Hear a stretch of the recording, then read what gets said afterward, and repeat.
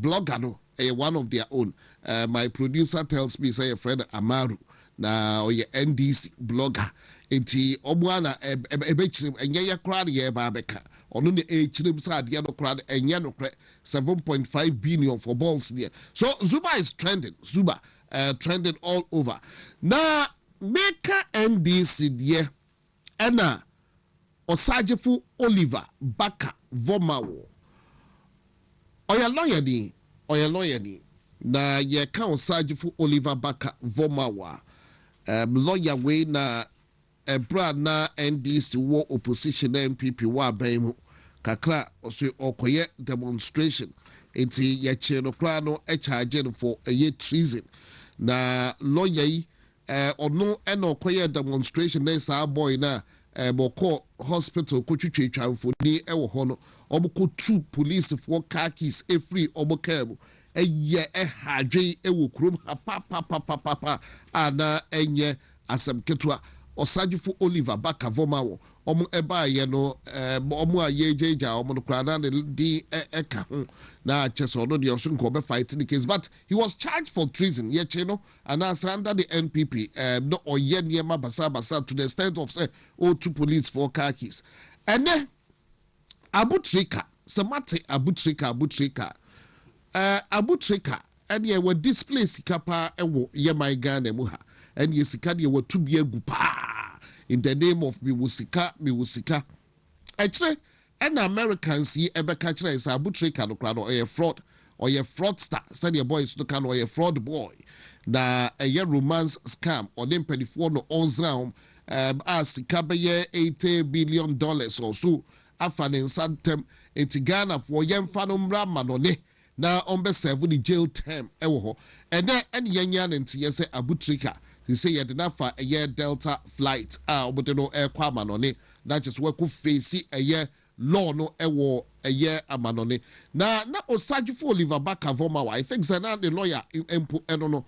Ujidemu Shes and Kebeya. Case no can drew baby a bit so manone. Na a bit no moment no more na dayna yen call for manoma befani and call for the omoko America no ma kwa 7 jail time de be bra baba tene de abutrika ko na Osajefu Oliver Baka Vomao about few hours ago and obey post na no near yes ego over you Bonjour, the post no na eda screen so no call the Facebook wall we ena watch no e the Facebook wall. We have made mockery of this justice system. We removed a chief justice in vain if we intended things to stay the same. Shalom. Chief justice. No mu you know no more. Me say Osajefu Oliver Baka Former we the two police for car keys no. Just no or align with NDC ye de bebrebe. And then also we have made mockery of this justice system. Or patch said Dr. Dominica Yine and the justice rem side a groby crowd or moody or would your boy. Just one more manesi. Na way and NDC for Kwaku Chief Justice every ho akuyano so. Na saying ye Chief Justice. Mo NDC for Sumbaba concert. And yet, not just say Yabregu or Sajifu Oliver Baka Vomao. And actually we with the Facebook or called by at the Hodum CCR. At the whole CCR. We have suffered in vain. If we intended things to stay the same, we remove the Chief Justice in vain. That's Osajefu Oliver Baka Vomao. Niaudi the post to the Justice Rems High, Dr. Dominica Yine, over to you. Then na mo kachire Oliver Baka Vomao. Sebu yi Chief Justice then the besi an idea or see a gubi crowd moody troka etiano ewo ho. Na ebusuafo final year meka ho asem. Ayen kuko nketenkete. Enkoko nketenkete and then as it stands, you're spending over 300 million cedis. Fonkukon kitenkite 2024 year baba tuaba NDC for say omu project be your friend feed Ghana omo di kowura omo manifesto mu nyina se sika ye de kran kokɔ ebe ɔman mu ha no ɛdɔɔso dodo. President John Dramani Mahama ejina platform so ka kyerɛ yɛn sɛ empo in 2023 Ghana spended 350 million cedis and ye de kɔ kran kokɔ eba Ghana babe reye. Na day and a yenya no yem produce ye de locally. Enti ye betumi aye. Ono na cheso wo vision. Obetumi ama ye produce ye de locally because 2023 nkwano ye de 350 million cedis akwa kran kokɔ. Ho be hwe de nkofo no mutie. Oi. Enti obo de show manifesto bu so obo de obo ba and this if one takramu ade. Hey. Obo de show manifesto bu so obo de obo ba. Omo bebo modnya ama eye Ghana fo anase kuafo. Omo be mom 3 million poultry birds. And kokonkwa 3 million and omo beche ediama Ghana fo. Na omo eche ediama Ghana fo a obia benya nkokɔ no baako 50. Omo epese eye poultry farming no. Obia enya kra no obenya 50 na odi akodi fie. Na chese wakwa akwenyen sa nkokɔ no. Sa na President Mahama eka kyerɛ omo di ra omo manifesto mo reset agenda. Omo di ewremu. The last year, November, and the President Mahama, and Upuna say Kumasiha, Obe launche in Kukon Kitty program, no, there ye Wukwada, there ye da Wukwada, 13th November, and the President Mahama, Ese Odun Wapa, or your president, it was launching Kukon Kitty, no. The 3 million beds, no, I just say, constituency bia benya 10,000 beds no bia nya be 50 no wabe launch no launch e kra sa da no kra dem san kokwa ye de memo e bi ko fie kra de be 3 bia de do 50 but to se wa launch bodi sika odi wura mu wo kona wo kohwe sika na omo so obodi wura mu in 2025 na ye sika 200 million cedis 200 million cedis. Now, actually, no, so revise notes. Who said John Dumelo last this month or no last month June? Ejina Brashebi Jeffie Bra Edem Agbana Ebisa agent question. Now John Dumelo say last year no mucha 100 million cedis. And the man kukon kitten na this year mucha 200 million cedis. And the man kukon kitten program. It's year Kenya no pay 300 over 300 million cedis. And a kukon kitten program no. Na and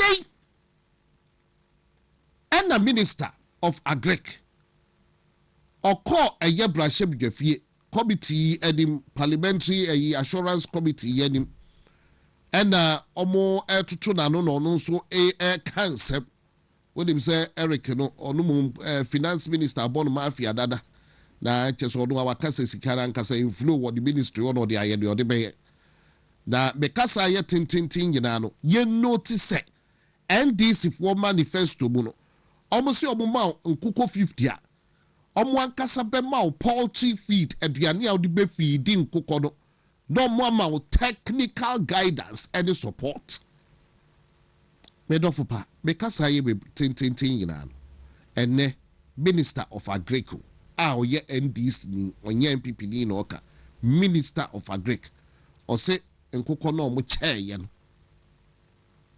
omo kyɛɛ nkukɔ ma wo omo arefa enti program no kra na agiego anyeye na kwame me pacho yen hwɛ ɛyɛ Minister of Agric nsɛm no kakra na afɛdeɛ yen to so enti na some also decided to kill and eat all.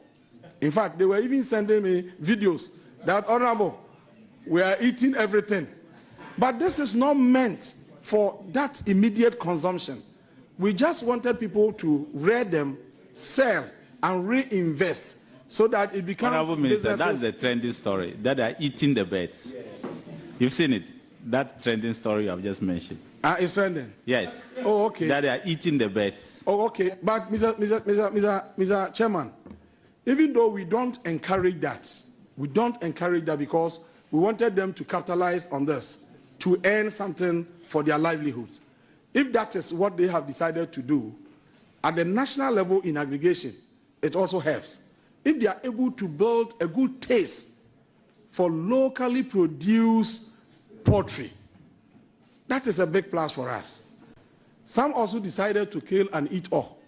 In fact, they were even sending me videos that, Honorable, we are eating everything. But this is not meant for that immediate consumption. We just wanted people to rear them, sell, and reinvest so that it becomes Honorable Minister, businesses. that's the trending story, that they are eating the birds. You've seen it, that trending story I've just mentioned. It's trending? Yes. Oh, okay. That they are eating the birds. Oh, okay. But Mr. Chairman, even though we don't encourage that, because we wanted them.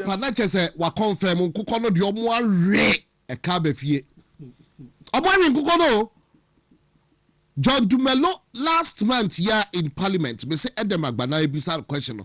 Also oba a supply nkoko 1.7 million. Enti nkoko 1.7 million no kra no supplier. Yenyandu 4 years no. NDC for nkoko 1.7 million ni gina. Hey, that NDC for manu ya bedesa. Nkoko 1.7 million John Dumelo account in Parliament.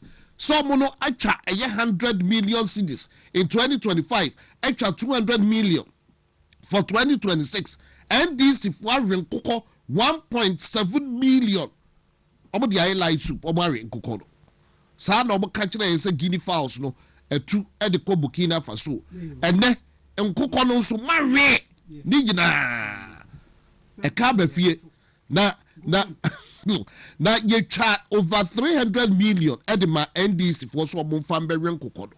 Anya Ghana for you know NDC for renkoko no. Minister of Agric, I confirm.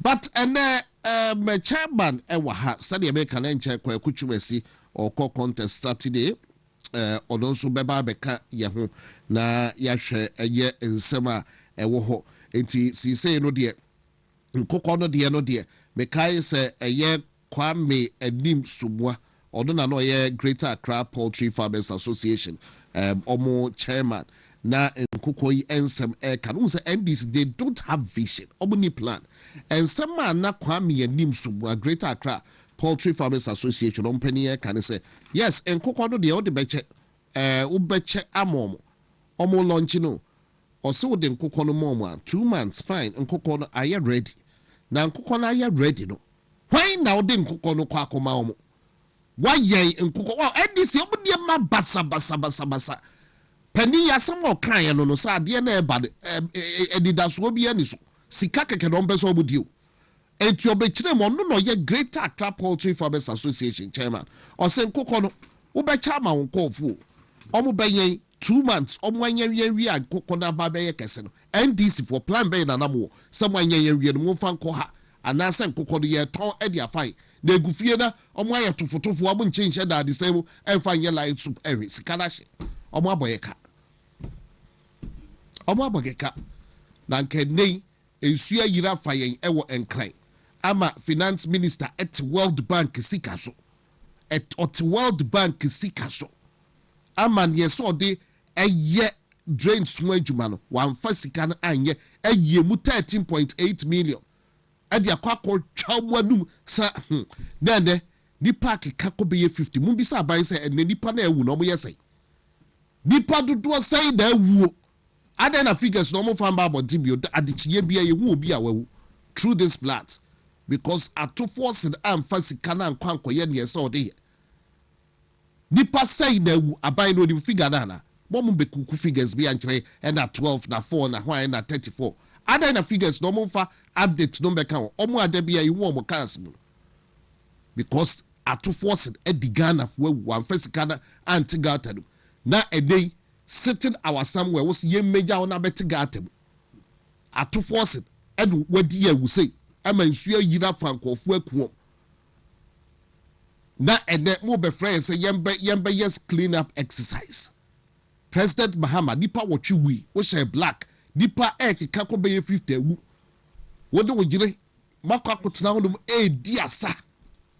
Because somebody they don't matter. About your and Kangana. Na a day won fa ho na wa be friends ye mbua o na kote gatem enya hwe ya be bua o civic responsibility send the MPP for statement or the about.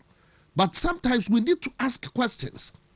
Zoom lion contract we be chem and the ball and the crowd what's the guarantee say you be a baby diagu diama basa and the baby drew baby ayedri who we are be friends or chana yen yina yen kote gatem who cause am why na cause the abanyina what your contract mu ato force in tisikaso bibia basa now abe friends say nkujao na kote gatem yabeko why sa party say enkonti yabeko ba chairman be ba wakwa ba me jusu senior na mpa cho wo te say nyankopo na adom me huye na nioma na nkoyi ti se na ye nyina ye nim no ahokyire pa e wokurum ye kwa atwe minnim se nkamenyaa Yesu bebenne ahokyire no masa uye ohunhwia enyeyi uye ohunhwia enyeyi.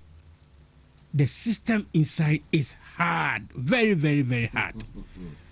Nti minim say NDC for ometena sisi ya ako duru ya friend say 2028 na ya to abama omo akofie ana say omeye bibi kakra say ya hu betimi ahare onim atu forcing nin samsama ye ka nipa enyini no ya finance experts ya dia betudwa say atu force na or sterilize the system mopping scanner na war system or yini nyina afrew everywhere onim say it has its own consequences.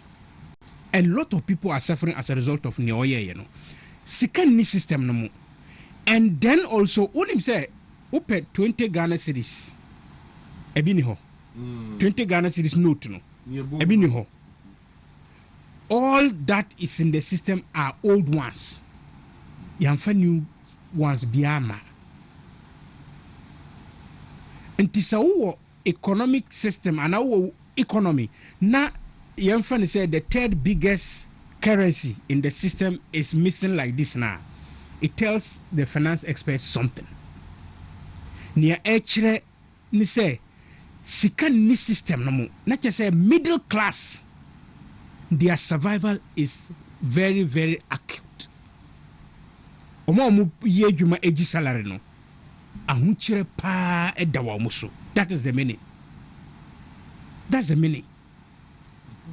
Atu force nso or ne open say you see inflation ewo from dollar 11 13 12 Ghana cedis and one open. But pa say what is happening in the system they emfa. Nothing has ever shaken at forcing. That is why ultimate na sikesu na say president or the president you know because or no it takes or appointed by the president. The president. Na sikada ho. Yes. Now I'm a nipa will say close to 50.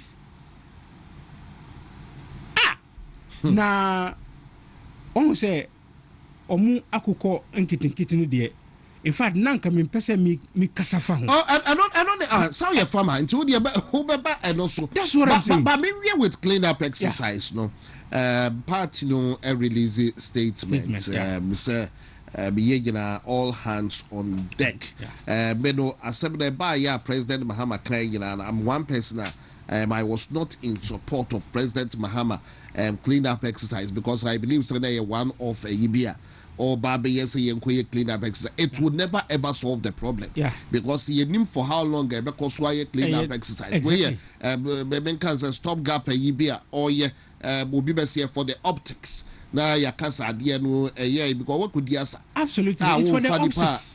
It's for the optics. Now clean up now. Uha ubehu yedi hu kwa ebekwa akogim sabona ikwe ya be kwa de that is where I'm coming to. Another problem. Yes, Zoom Lion ni krumha. They don't have the full complement of their system here. Meaning say be oba and your mama kasa dia because be tete Zoom Lion I don't know. Onwa ye na adwin say obeboa. Onwa ye na onwa ye pam ne ye ya no.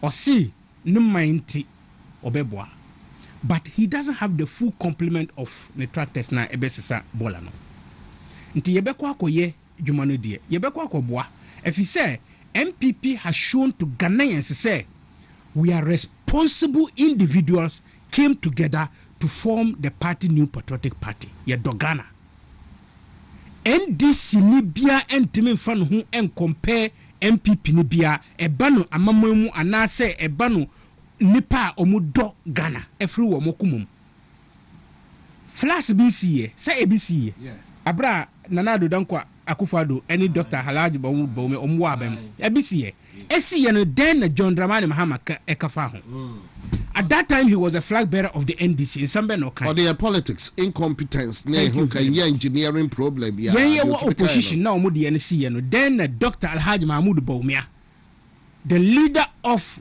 the current opposition party there some no kan. O ka say mayam fanya politics na eya aturanchem na tu Ghana. Nti yammo mpae ma omo a omo ka no. This is the responsiveness I was talking about. MPP ni pe na betimi ekasa some way. NDC ni biara enkasa some way. Omu de BBC na omu mfanye politics na omu nye opportunity to come to power. But obiso omu say power na mu pe no. Mu di power ni be yeden. They cannot tell. NDC ni biara oni ni na adwi ni say o de mu pia me na me wurom. Ghana card kwesi edum ketia no de politics Ghana card enso de omu kurekura bi mama nka kire o bibia ni ho a eba Ghana a ndisa amfa nya politics empupu no look at drone delivery no that's some no mukai enuechi in fact national health insurance that's some no mukai even they walked out of parliament. This is NDC for you. Their track record HSA omum pe Ghana yi ade omu peni say omu na da Ghana for no omu sanka power omu sanka power no ya na omu chichedi. It is only the NDC that will got to know that there are people who can sit down, think, create idea anyhow, loot it. No more wia akodi akoche edi. It is only NDC that made us know this because a judge Supreme Court judge na kasa somewhere amikai. Say NDC for no omo adwin no enye correct. Ni omo nim ni say yan tenasi na yan fa adwin bone na yan plan bone na yan kofa ade no mrafie na yan che na ndi. That is NDC for you. They don't think solutions. They don't even have capacity to think solutions. That is NDC for you. And yes, Anna, why will this be happening at this time? Why? The World Bank and you seek a World Bank sika. Ye disikana ba na ye di letter aka ho say sika we fa ye say ni. A grant. Gary di krado e greater Accra di na da so. Greater Accra di. Na ka dey fire greater Accra di no. Enyo no na say oba close down the Ministry of Sanitation. Now disikana ye den or disikana be ma assembly for no omo yi gates. Assembly for no oba ye no wagulu nyina na. Adantina atu force ntisika no so a wan fa sika no emma assemblies for no say mumfa na munyi mugates. Why? NDC by onim say na MPP wa aban mu no. There was a time omo say Ibrahim Mahama akoyi odona we no and did not take any money. Okay. Sa propaganda no nyina no. Ibrahim Mahama oni kurumana. Ene wo yamai. Ene oni kurumana. Oh, they are observing table manners. Bonibesie, they are observing table manners. And now omu didi nti omu ntimi nye didi biom. Ye they are busy collecting. Enu ene koso sia. Adi asamwe udwini ho a unti ase. Wa wo fie ehye. Obi asansu abra wo se jinsu na quantify. Wajin so na si ho ama wo ma ewu for free. What is that? Everything about flats the air questionable. But say ya kasa yan na be o man no don't yan koyero. And because 350 million no kran so or can say obu eyi emfa mu ano. kwanya ye be fa so ache sika no say ye be kohe say hwan no na e bi omo e be ye bepem na ye ni be ho asem na no kwa no gani she eno na ndo minority ye ho press conference eno kwa question mark kese e we chiri Attorney General no kwa o twia fa so say or resign and teacher say everything around this flats e questionable as of now. What are the official figures omo efrem they don't have Jifa Gomashi Volta region be ye ohona na me pese me ba just the spillage, you know. Oh, Kai said last week, Mika said spillage, you know, by no nipa bian wuye. Nipa bian wuye. But would you check it for phone na check or more musha wo fie? Would you for phone na check it? Sika nana adodan Kwaku do any year Dr. Alhaji Mahmoud Bawumia. Immediately, we make it available for the victims of that flat. Immediately. And na yema obia ehu on television say people were supported by the government. Plainly, videos no. Have we seen anything like that? Near yet say government see or mucha say ediato. Baby or mukoyi sikaran kurampo is an illegality according to the minority in parliament. And ye na skana musa yi no susu. Keke ebia na contingency vote. Ebia na wonim. Me pese me bisa say skano omudi mahwa. Minimum. Do they have data of Insemna ICA? They don't even have data. Because someone see from Anko Che, baby, and Fieno, I didn't see it. No money na me. Yeah. So can he identify houses now omuye affected no? No much is kana momo anase. Anase kanu omu cheno in terms of cash. Anase omu di beto nyoma ema omuye affected no. The whole thing is just messed up. This is they don't have any plan. And once Adiana Bama try makwe, and Adiana Bayam to Gumni BB Koso. Yes. And no, they don't have a concrete planner.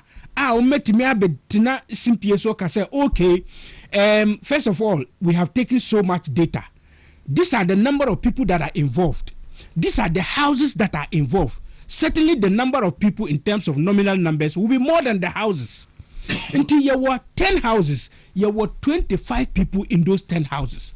Until say you 300 million, say ya nebe channel. Now if you have susu say figures, you cook that figures that munta kako kenkai. They don't even know what they are talking about. Absolutely, a lot of people are thinking like that. People are alleging like that. And you see, and this last week me can some way, and this year party beer, and I say His Excellency John Dramani Mahama you beer. BBC ba putupurna na wa announce figure na wa koda.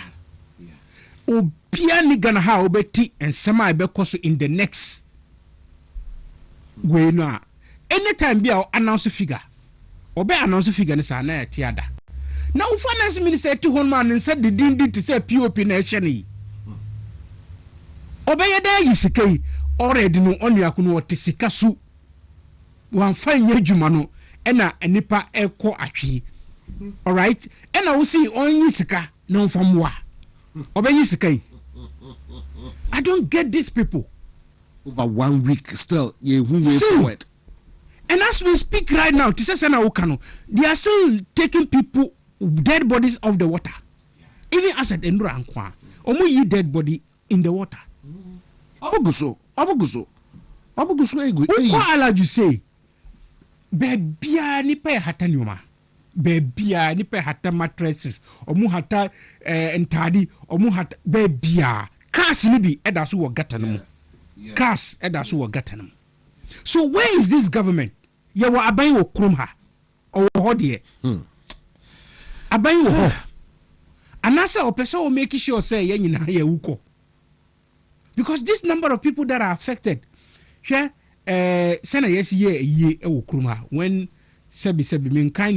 but when the 8 people perish in the helicopter crash, look at the way Ghana mourned. 8. So far as we speak, almost official figures, I say about 17, 18. But me say figure no chance. Such almost shall say what say 4 and about 12. Yes. And on Becca 34. Yes. Now a 100 year aka These figures are close to 100. Oh yes, These figures are close to 100. But Ghana is not mourning. You're a Dr. Alhaji Mahmoud Baumia. Who say we should declare a state of emergency. Unim, sa Ghana declare a state of emergency. It doesn't mean say Yabeka se obianko dawo. NDC doesn't understand yes state of emergency. Ayeni Kromha na omu declare state of emergency at the forex reserve areas. You know. It is just to tell Mansai, the whole world, that situation are ye common. In fact, Enukrampo would have given Ghana some aid. Because yes, you be my. Who can I say? We mu tornado no buy. Yeah. Ghana esika komon. What do I say? So why don't we also announce our own and get help for the people? And I say, is it because John Dramani Mahama, the family member, and Kawana? That is the questions we should be asking. Is it because a family member anka omu near problem in the flat no omu we affected no? Is it because the family member anka one? And I say saying, why can't we let Mansai now who say when I see Ghana ya hwiri properties? Close to 1 million houses are involved in this whole flash. Yeah. 1 million houses. Yes. So if 1 million houses are involved in this, how many people? You find say if bia e woni pa bese 3 pe. Even though they are more, but you find said if bia woni pa 3 pe. Multiply 3 pe by 1 million. You can 3 million people that are affected. Because almost half of Greater Accra was affected. Because near far free Achimota Ekono Odona no ewo near affected omu. Teshinungwa side honomu near affected omu. Kasua side honomu malam. Baby Ramsey side one. You near affected omu. So the thing is all over. Wager side. Yewo omo affect omo Oblogo side yewo omo affect omo. So almost half of Greater Accra was involved in this catastrophe. Now the sitting president Yamawa advice say nka declare state of emergency and declare mourning, 2 days mourning crampo. Also up to now even 1 day mourning. Yan declare. 1 day morning. I'm teaching some year the Hodoma. Meanwhile, Ghana for woo. Do we have some Ghanaians, some people that are more Ghanaians than others are saying? Are we living in animal farm? When we can mourn 7 or 8 persons, 8 Ghanaians for close to a week, and we have not mourned same Ghanaians in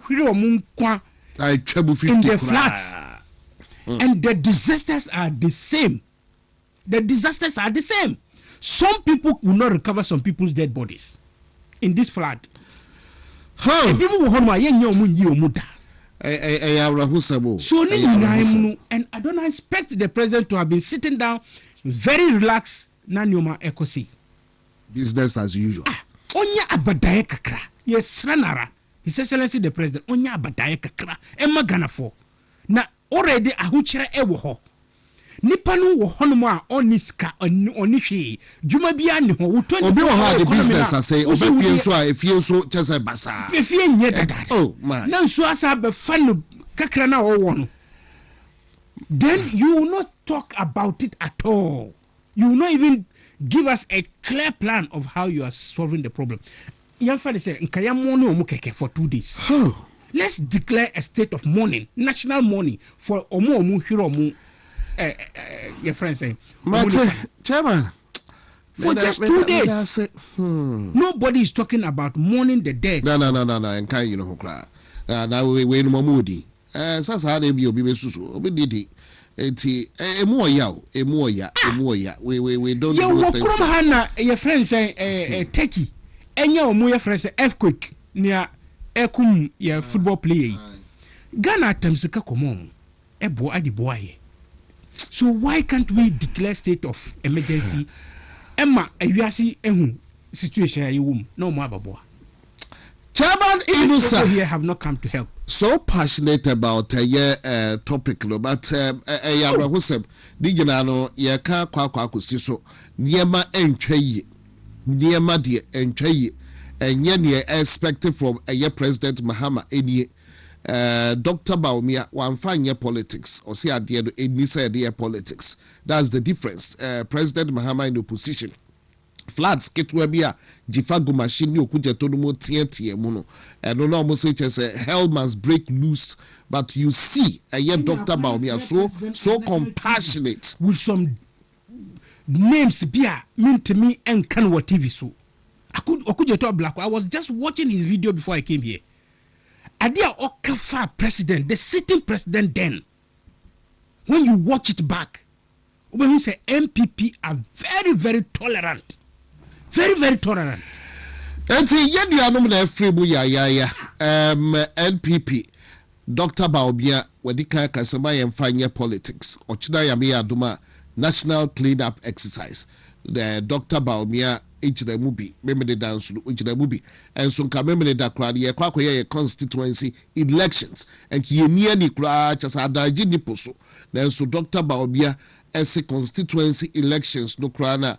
Would ye kona kotuaba ya na uswako akotigata Justin Frimpong Kodia secretary of the Krata Ababeto say NPP ni bia wompotemu clean up exercise na ekoso also fa ho agimu bi uwie ya na obekwa akoto anasa otu abewia na so wakwa akoka ho na waye clean up the AP ya nyante say NDC for dodo na na efrem figures no crop the aba enye no kre ibia ba be count de bia yi nkofo free eye nsuo no emu and so ya Ghana for yi na ya Ghana for ye nuanom ye papa no ye maame no nkola nketwa Dr. Baumia say enye hwe ye muane ye ntigatanum Ghana de eye ba ye nyina ye de ye mfa nya politics me say ye say NDC for ye mfa nya politics enti ye mu bi ye di nje ho sa to force na atena se aye hwe han ye ni nje ho sempo no nipa afri mu se de be ka no na President Mahama ene ne yire diasa na omode omo asha white showers of blessings adie so na nya blessings sa na yini nyina no ye de to baby ni akotigata mu ochina ene da memeneda ya to adwumade no so chairman ene SMP ewo chairman Inusa ewo has said the beka ya to nsa afre Kwaku chumesi baby ni mass of now do has say but Saturday on the contest inti me ya hwe asa when obedu abata den nsam no edoso chairman be ndim de obepese obekum se okon kitten no mu yi dual citizenship de no so me dem say it's on the table but nkokon kitten eho ensem ewo hodoba eno no so no ye bebomode na ya hwe and minim light in the assembly de ebefa bidim say bia no so be comment dia na tribunal nti ba bia wo de ebefa bia no akoya ewo me pacho me dase na ma memfamfre akokon kitinkiti ho obisi entron kitinkiti NDC ni entron kitinkiti die edoso dodo hwe na omo say yenye wa aban mu no His Excellency John Dramama na abra oye opposition leader no nsema okafa the import of chicken ni now see identina ye betena se as oman na ya tamsi kaputo $350 million na ya ko importi akuko ade abagana na yewe ada mu na yentumi enyan yen kuko wo ha na ye tuntombi ema ye hu na ye di nkuko no na eni omu nyanku ye nkusro na ya to nkusro na nyesika nyesa na oka thank you enti okofa idea of akukon kitinkiti ina eba now adia me pesa Ghana for nyina hu say to be honest with you some meet na TB so ka say NDC are joking and I say omu ye jokers na I don't really mean an insult sebi but me pese me can say na me chire mo emma nipa hu say truly NDC as a party they are just joking. They joke in opposition, they are joking in governance. Because here, when people are introducing policies are ever affecting ni pano brabo esisana brabo konimunu omudi policies bia eba obitina baby na otisa policy ni di no kurampo na or mock Ghana. They are mocking Ghanaians. Wow. Yeah, the free senior higher education eba. Ama people are being educated. Every single house in this country is affected, and people are being learned. No. Omu baya. Omu say yanko chiche ye friend say. Omu pesa obia hu say omu su di policy biaba. O si yanko chiche pad. No the pad no come market tutu pad ni say. This is a policy compared to free senior high. Is it not mockery? Is it not joking? That's number one. Wow, tie me ehwe ofie Nkansah nyoma we. That's number one. Compare the two policies, so that's one side. Yemra the next one. Drone delivery system. Any agenda 111. Na nkofo we say akukon kitenkete. Yes, has see drone delivery no. Before yebefi aban we provided figures, the number of medical supplies delivered and the number of people that were saved through the drone delivery. Omu akukọ kitenkete no odi compare we are what is happening. So now to say John Dramani Mahama say 350 yan tenasi and you see 350 million and importi nkuko nam eba Ghana. Onim unfortunately sisi ayewo hey mi pacho 365 million plus 400 million esanya $765 million ana omudi nkunko eduma because onim $365 million na odi kra akukon kitenkete na ba Ghana na ochichema NDC4 that is enusika no ewo ho ena enu echi no Ghana nkasa importi $400 million worth of chicken in 2025 nkwa $400 million worth of chicken was imported into Ghana. And has he solved the problem or he compounded the problem? Yam bisa yehu. Wa opposition o see $350 million say yam fan na enko kra akukọ nam. Wo ba ya wo di 400 eko kra akukọ nam. Esa di 365 million eko kra akukọ nkitenkete bae. In fact me wo video bi a NDC ni bi esen ma me. Ena o kasa wo so say me hwe no fence wall. Nso na abu no fence wall efa no nkukọ nkitenkete ni na koye. Ena me say masa wo boa. Da bia mu ba ban mu a mu pese mu disika say ya na mu ye. Nkukọ nkitenkete a ye di ma wo. Wo betena sama eyi nso afa nkukọ nako. Enye nu na mu minister betena se kanokre yi. So omo awi nkukọ no omo awi. And this for we nam no. Nti look ba ya boka pao. Absolutely. Also bekebo ye import ba 350. You import with this much. That fe de wa ba ya say twesika so kra tsena to we say so. Thank you. Di nyina sika no so ahye. Akukọ nkitenkete no omo awi ni nyina.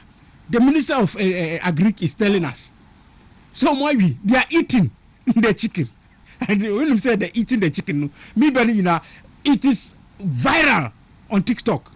In fact, Nigeria, it's going viral. Say they are eating the chicken.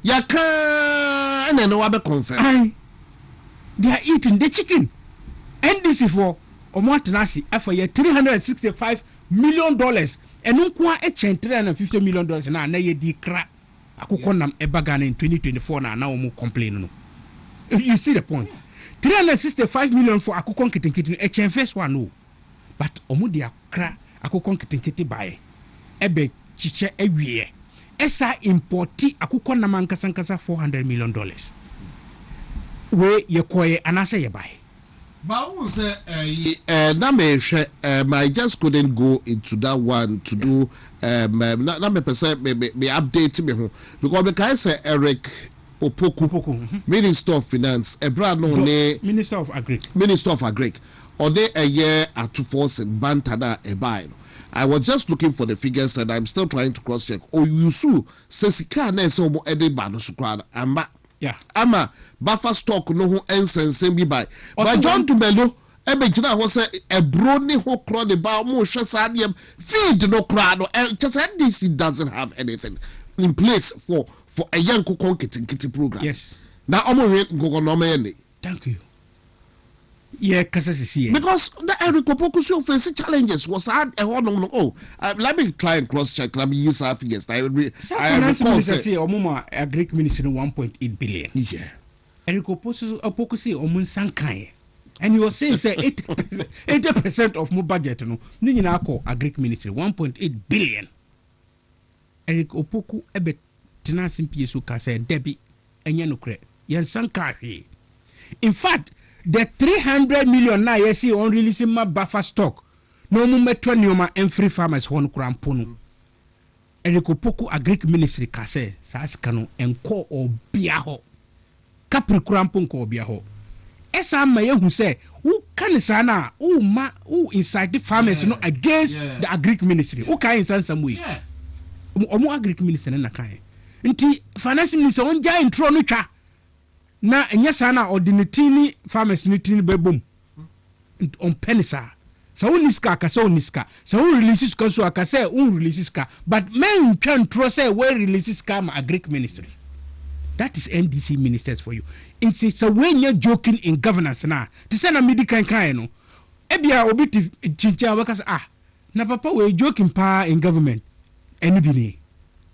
You have seen it. We have explained up to this far. HSA, these people are joking in governance. We see media amount. We see amami. The same appointees of the same Mahama. You see the point? Until there is no way you can explain this except to say almost says Ghana. In fact, you know when you say Ghana for you and no who say you to Obama. Oh yes. Me wo Pastor Kesipa awu kroma. O kachira mi say onunu wonunu hu pa say o gada your friend say nukwa and the youth. Mu pep talk say they should vote against the MPP.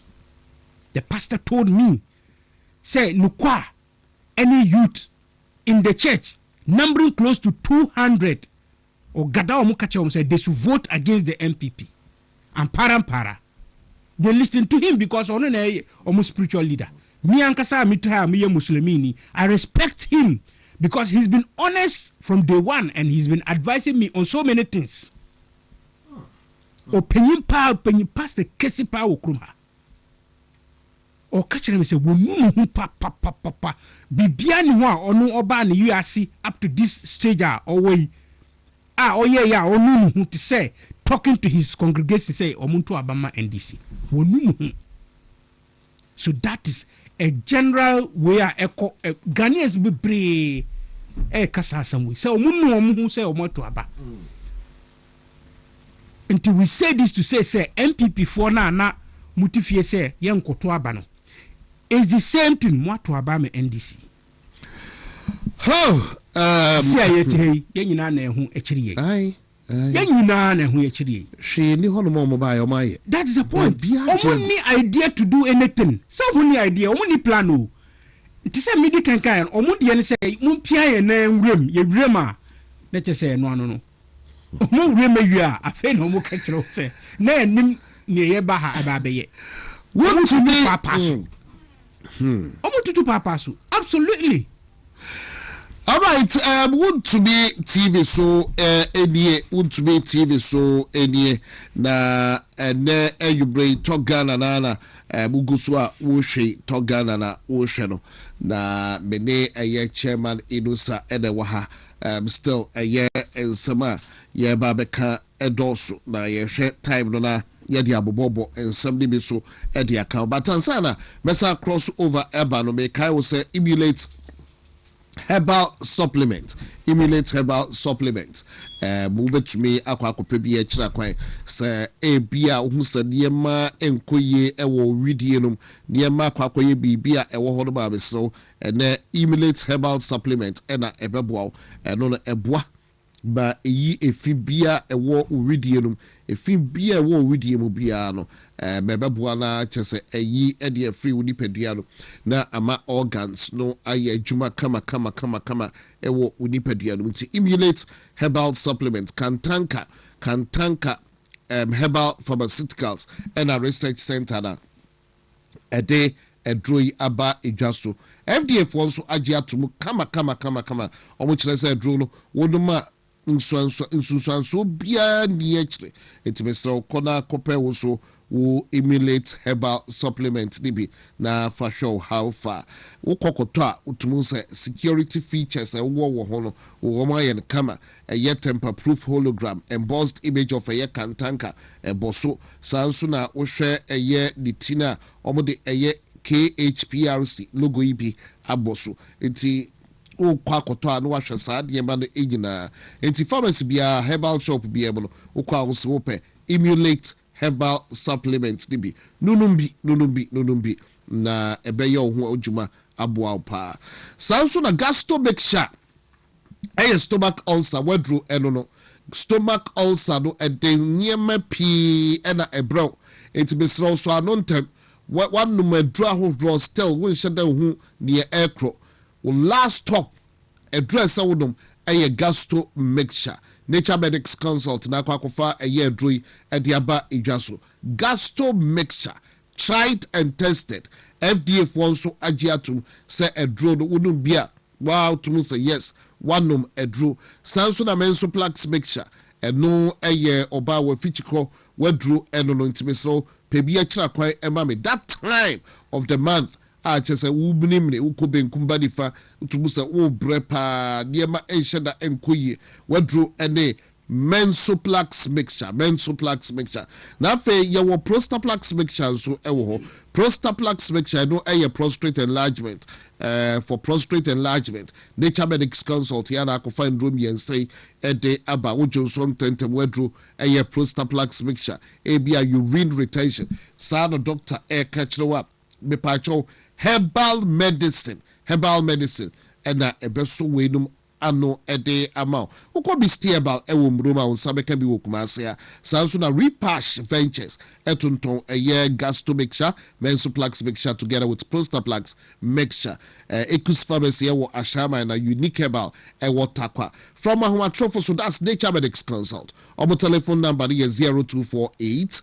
77 8899 0248 77 8899 oto eye edroi bi na usu uyusua wa na ode adansie ebeba na mesa crossover de atoa ye nkomo no so no Amuzu Dr. Amuzu wakwa kofa biaba Dr. Amuzu ede Amuzu hair food aba edwaso Amuzu hair food utriwi no na duane na abai wama ekom ade utriwi no ache Dr. Amuzu akwakofa wutiwi aduane a ohia pa ena ode ibrewi na Amuzu hair food a very organic niema ode ayenkuno you have no idea used to be oko cosmetic shop bi akona koto Amuzu hair food ni bi na wo de use no 1 week pe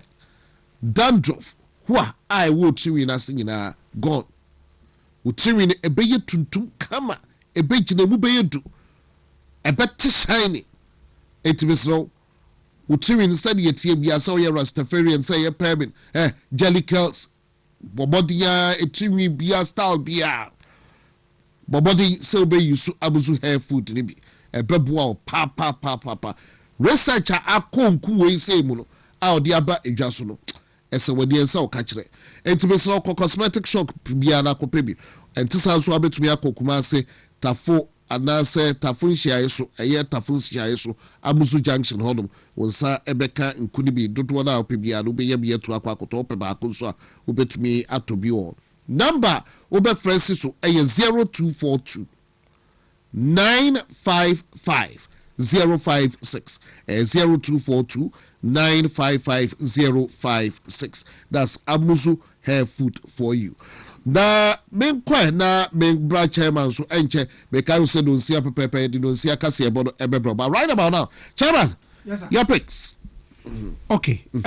Me pacho my pick here friend saying recruit now you see 1,300 and now over 1,300 omunya HIV and wanna be no me can say no this morning na mini NDC ni bi one radio station so TV station so man ka say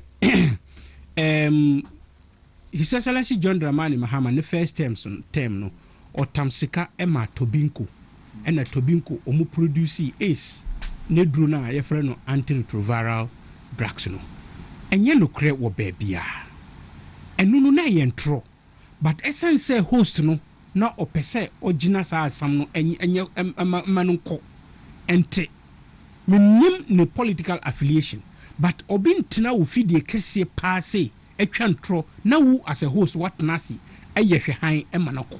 It is not true say tobacco produce antiretroviral drugs. That's not true. There's only one company. Meanwhile, host no on him bebia. Mimi yajuma enemy field on him. Why will I be sitting here as a health person? Now obi chantro in the health sector and you allow that to go. Me person mi yano no or ma mi kwema mi yano. But I'm saying say there's only one company that is manufacturing the antiretroviral drug here in Ghana. And government has never given them any money. That is Dan Adams. Okay. Pharmaceuticals. Omu pe enye tobinko. Dan Adams pe ena omu ye antiretroviral drugs in this country. And no government has supported them in doing this. Until we must set the record straight. Until yakoye nimuno senior. In the first place, and Nkansah Minister of Interior or the betuja. So omu koye recruitment no omu 1,800 B ewo HIV M1 B. Unim say yanyina nim say sa yare we yare boni bia obia esuru sa yare. Even though this time around antiretroviral na eba ye nti ace no enkum nipa te say first time no but still it is dangerous. You see the point? But any Nkansah minister or this some way ebetuja keke onim ne ebe say sa minu uti yamfa ni say minu yeti enhia so ye nyina yeti enhia so ena wuko recruitment no ye fail o. What must say? One fa bibia emetuja ni entina ye fail o. Me a meti hono so ma beti say mu ko recruitment no mu 1,300 enye HIV money bi. Ofi say me hu a da asam na madua fa ho.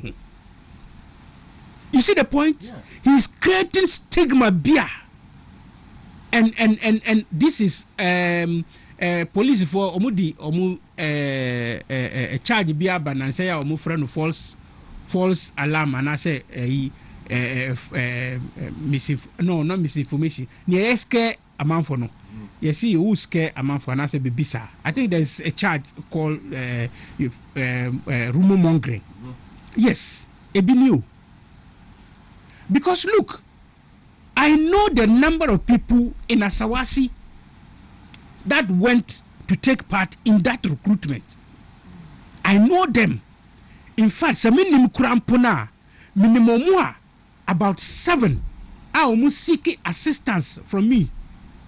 Unim say, until last week, Mika say, Alaju, your apartment be 13 apartment or Nina as a major or more no free her air corner. Even though we are NDC for, but yenina Muslimi for yet yenina tizongo. Ntomu kono. Some of them seek assistance from me. Say, me pacho ye quiet pe say ba bedemu hono munda our alajo. Na adichia na ya ko winu aba. And then I allow them to go. 7 of them. Sisi aye kese omu nyamfa omu bia. Nsu yamfa betu je say omu afeli anase omu mfeli ye. But minister edia betu je say 1,300 omu nyina ye 8 emo no bi nti 7 na me hu omu no minimum omu no nti me fa ne say omu so omu wo AIDS ni biana HIV ni biana. You see the point? That is the fear and panic that the minister has put in the system. I would Ghana fa na nyina se me nim say keke ko bi e na ya nyamfa wo ana say keke afeli and I say omo feeling 1,800 1,300 omo dosu 1,300 dosu papa they are more than omo wo askonyina that's a lot of people. I know that commission so say Oba Code 2 section 32 of yes. Okay. Because the point is say you can't even do that. I wanted to talk about the human rights aspect of it. The irresponsibility aspect of Minister Ninsamano. And Samaba this side of the coin. That is the result of Nia Okayano. The consequences of Nia Okayano. He has caused fear and panic in the societies. And our communities are nipa na omuti honmo omuko recruitment nibino. That is what he has caused there. Na embra enime. Look, ohwe your friends say UN charter no. You cannot use somebody's HIV status to deny the person's work. UN charter womb. I read it this morning before I went for the TV interview with the NDC Nena and Mekane. You can't do that. Most especially today that antiretroviral ewo honoma nipano or is na or fanenro de biara dana. He will be healthy like you and I. Na near minister oye misre ebisa say na government appointees are omu ye ministers no omu anyo omu HIV test enfam betudwa no omu so say president ama omu dibre. Can we say 100% there's nobody among them who has AIDS or who has HIV? Can we say that? But President Amomu Dibre, it is a obi wo HIV crampo na, and the person wants to come into the area of the security winner. After all, the person can be there taking his or her antiretroviral drugs. Obetima yeni juma pepe till tama nyankumpon ebetunsa efrano. But it is not going to be the AIDS that will kill the person. Health experts are advising, especially preventive. No, we spoke against these things and we are still speaking against Anyoma. And we are encouraging people say, nothing will happen to you. You'll be even healthier than just live a healthy life and take your drugs. You'll be healthier than anybody who be only HIV and one or one. But today, Minister Emma who said about 1,300 they are failing them. Now, and this is for person at the say be HIV. That is the question. There was no need for the minister to have even said that in the first place. There was no need. Okay, say, Omaya who say, nipa 500,000 and apply ye. And Omefa Koti Kwembi, no more ye be from if he said 5,000 pet, no met me afa. Okay. Now, Quebec Mafan say, where ye sa Koti Kwembi biana. Elimination by rough tactics. Elimination by rough tactics. One. Omadi onim say some minister create the can say some number be mean kind number no but or see some number be now mo in roboni e wo mumu jam mental health need roboni e wo mumu jam okay make pa even that mitina TV suka say you cannot use somebody's mental health status abra ade no endadi enfanya against the person because say who you have the privilege to have seen an investigation by a medical laboratory. You can use that against the person. Only the number of ministers or more mental health or more ministers. This current minister, do you know the number of them that have mental issues? Because mental issues, as experts, the way I describe mental health, it's in categories. And I can tell you, say, see, investigate, sabi. It is possible, sabi, even oh, will be. Mental health. Back in the days, Dr. Sari, no, Dr. Sari. I say you'll be a one who go on. No, be old drive not. That is a mental health aspect. Yes, symptoms of yes, mental health. Because here, Keke. Yeah, adibia your friend is it hypnosis or something? Yeah, make I correct word not maka.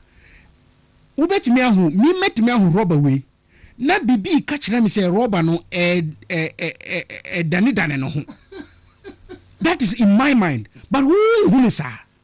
Until send na me behave efa sa rubber we so no you would think say na then na chairman oyi wonu ubehunu say my bodam and I say sebi my dream air coming.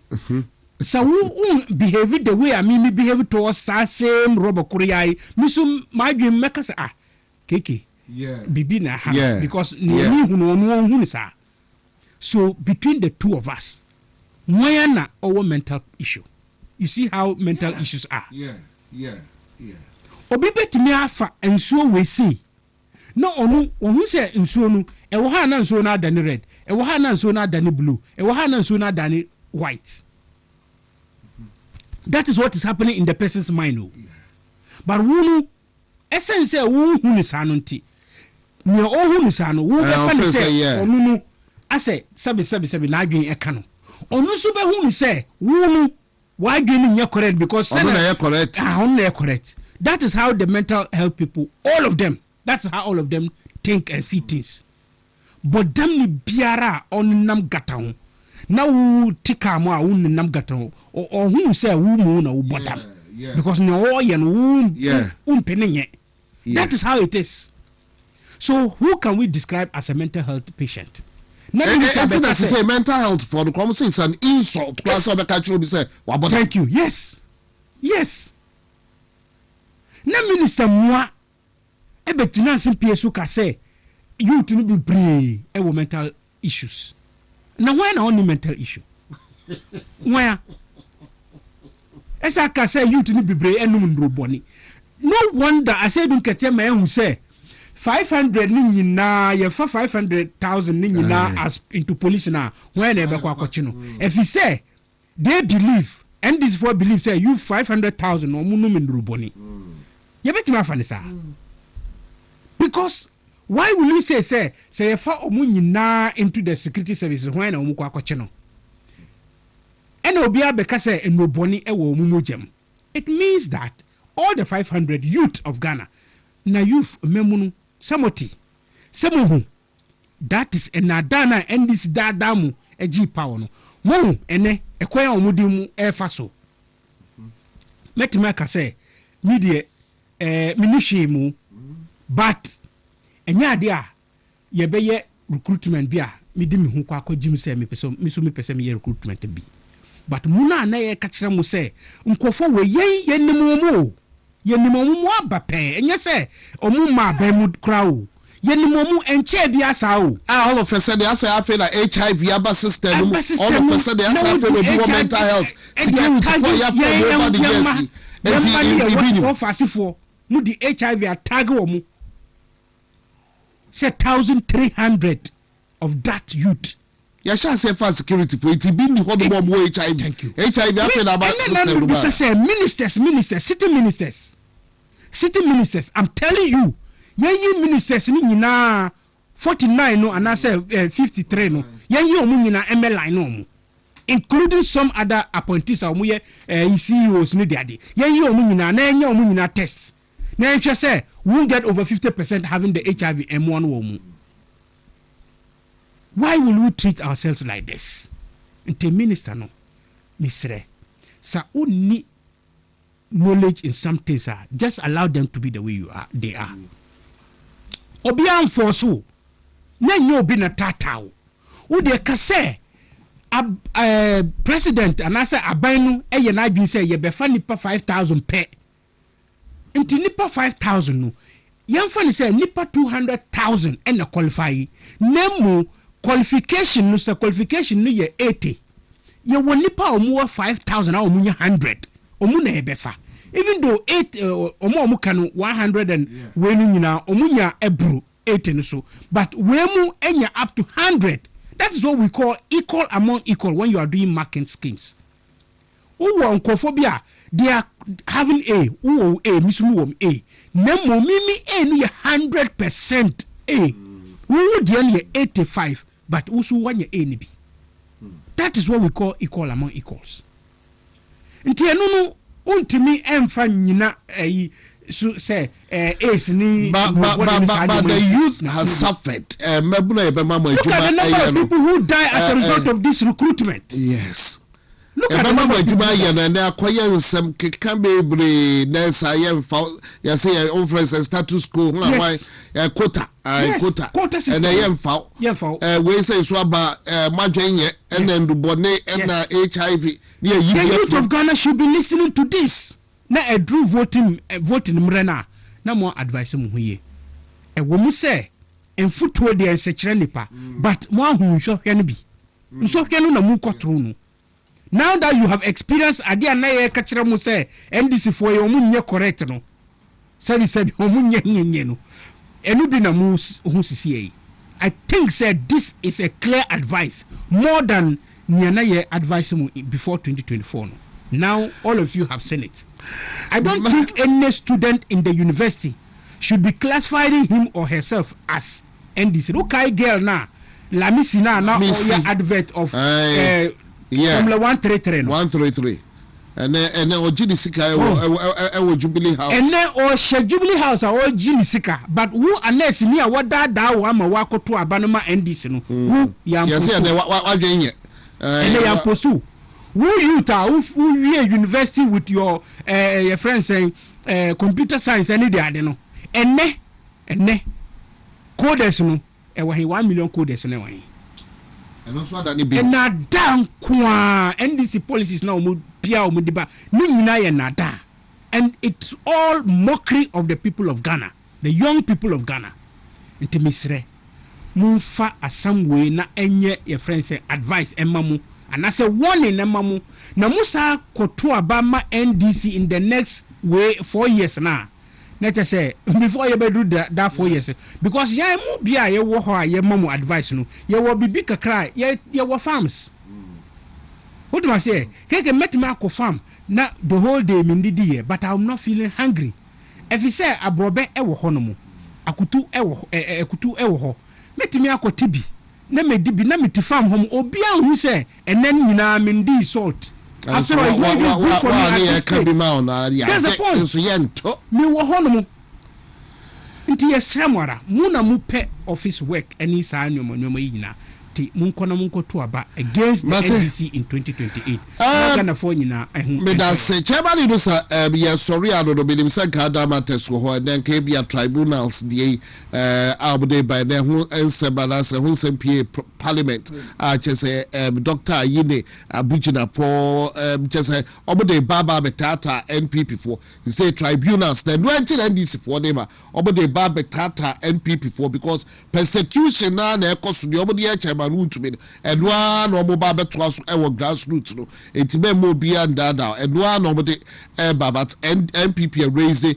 concerns bidim sana chairman dual citizenship no na nka say obemu pa but ebia time ntino menhwe say betu be the minute NPP about a weekend yina ya sorry town na we dey no see aka say ba kike me dasi na dual citizenship issues no onim say eno no na John Dramani Mahama owo opposition no ena all promise say oba abamu a obema omo wo amanone ne ekuta ada citizenship no na omo abe dibre bia omo pega na bia no omo sabetimi aka ena ye manu hu say ade we a wukai eye constitutional provision nti wo ye ne sana so obi kuta Canada passport a oye Canadian esa ya kuta Ghana passport aye Ghanaian ye bon ya kan nyina bom efre no dual citizenship na say ye to abama no na oye president of the nation Ghana na ye kobobol ye ne Canada for kobobol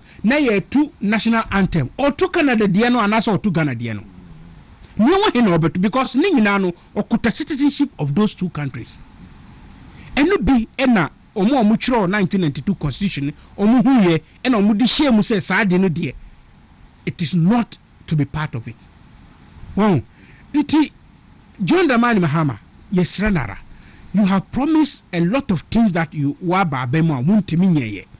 Don't use the small things na amagana for hunchire. Where you Chief Justice now, okay, say oba obey no, where you know. It is not good. It is still a dent on NDC. Don't add this one. Aside some way yet. Stay away from it. it is not good for the people of Ghana. Mate, Chairman Inusa, a member of the NPP communications team, Chairman Inusa, and former regional director for the Health Facilities Regulatory Agency, Freno Hefra, Medanas Papa, na Kwaku chumesi, na Obeba Bekayeho. But with the same men there, yeah, 2 or more by the EC office where I think engagements being who crowd the baby, Coco, so Hosi say they drew on the area. Eti, Yame Ayaduma, Yakoswa, Wishe, Moya Betumuswa Bano, Yawishim well, na Yasha Sebibia, Ebe, pay a kama.